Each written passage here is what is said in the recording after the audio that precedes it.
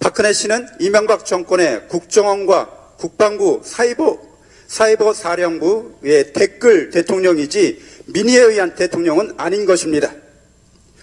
상권 분립과 대의민주주의를 훼손하고 부정한 현 정권은 정당성이 없습니다.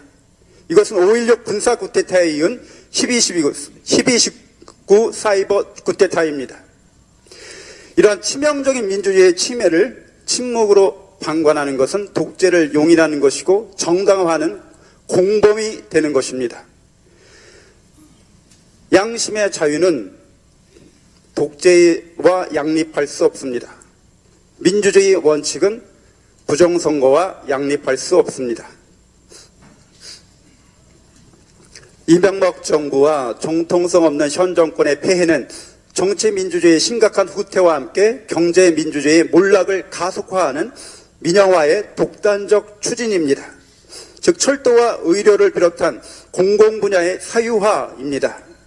프란치스코 교황님께서 복음의 기쁨에서 말씀하시듯이 신자유주의 경제적 불평등은 현대사회에서 배제된 이들을 잉여의 존재로 전락하게 만들었다고 통탄하셨습니다.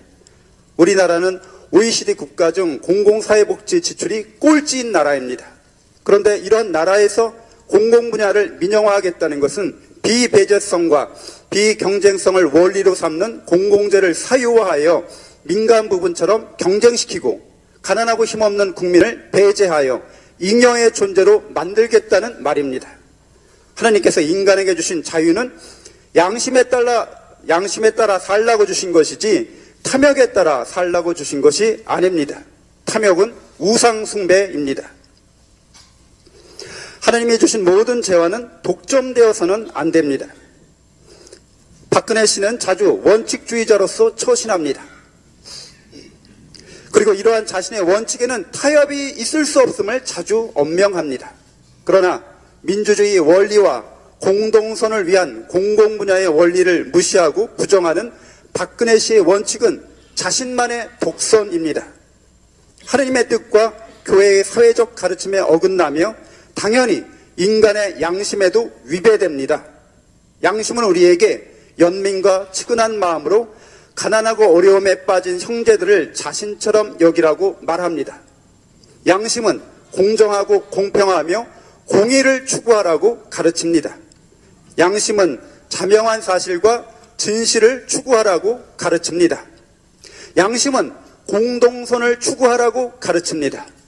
박근혜 씨의 원칙은 힘없는 이들에 대한 무자비한 탄압, 정치 경제적 불공정과 불공평, 사실에 기초한 합리적 의심마저 종북으로 모는 정치 선동, 공동선을 해치는 사유화를 원칙으로 여기고 있는 듯 합니다. 박근혜 씨 개인의 불행이며 국가의 불운입니다. 양심의 심판과 하나님의 공의로운 심판이 당신을 기다립니다. 어둠은 빛을 이길 수 없습니다.